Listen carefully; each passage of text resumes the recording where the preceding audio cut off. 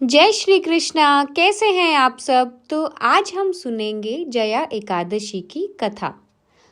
एक बार अर्जुन ने भगवान श्री कृष्ण से प्रश्न करते हुए कहा, हे भगवान, कृपया कर आप मुझे माघ माह के शुक्ल पक्ष की एकादशी का क्या महत्व है, विस्तार पूर्वक बताएं।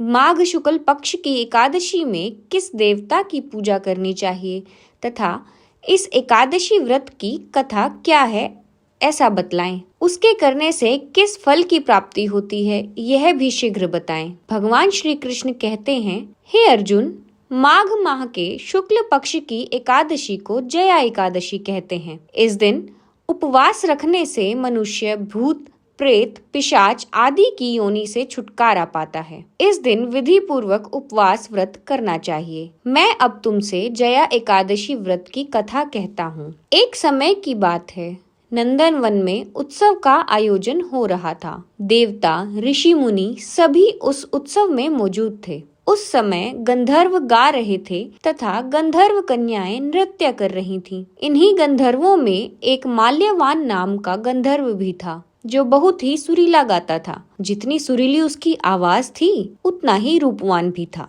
गंधर्व कन्याओं में एक पुष्पवती नामक नृत्यांगना भी थी। पुष्पवती माल्यवान को देखते ही उस पर आसक्त हो गई तथा अपने हाव भाव से उसे रिझाने का प्रयास करने लगी। माल्यवान भी पुष्पवती पर आसक्त हो गया। वह अपने गायन का सुर ताल भूल गया। इससे संगीत की लय टूट गई और संगीत का सारा आनंद बिगड़ गया। सभा में उपस्थित देवगणों को यह अच्छा नहीं लगा। माल्यवान के इस कृत्य से इंद्र भगवान नाराज होकर उन्हें श्राप देते हैं कि स्वर्ग से वंचित होकर मृत्यु लोक में पिशाचों सा जीवन भोगो, क्योंकि तुमने संगीत जैसी पवित्र साधना का तो अपमान किया ही है, साथ ही सभा में उपस्थित गुरुजनों का भी अपमान किया है। इंद्र भगवान के श्राप के प्रभाव से दोनों पृथ्वी पर हिमालय पर्वत में जंगल में पिशाची जीवन व्यतीत करने लगे। पिशाच जीवन बहुत ही कष्टदायक था। दोनों बहुत दुखी थे। एक बार माघ के शुक्ल पक्ष की जया एकादशी के दिन संयोगवश दोनों ने कुछ भी भोजन नहीं किया और न ही कोई पाप कर्म किया। उस दिन मात्र फल फूल खाकर ही पूरा दिन व्यतीत किया। भूख से व्याकुल तथा ठंड के कारण बड़े ही दुख के साथ पीपल वृक्ष के नीचे इन दोनों ने एक दूसरे से सटकर बड़ी कठिनता पूर्वक पूरी रात काटी। पूरी रात अपने द्वारा किए गए कृत्य पर पश्चाताप भी करते रहे और भविष्य में इस प्रकार की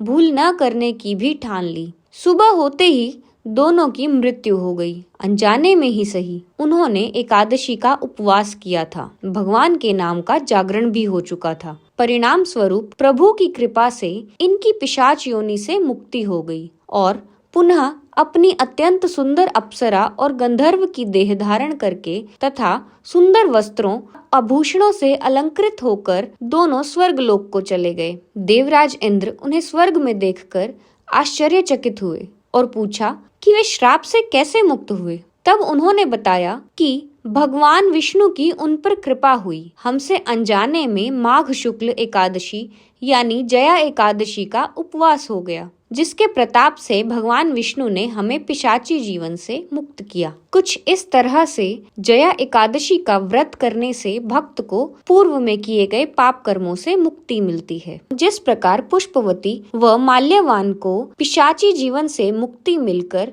स्वर्ग की प्राप्ति हुई, उसी प्रकार हम सब भी अपने पाप कर्मों से मुक्त होकर अंत में प्रभु में लीन हों, ऐसी कृपा प्रभु हम पर बनाए रखें। धन्यवाद। राधे राधे।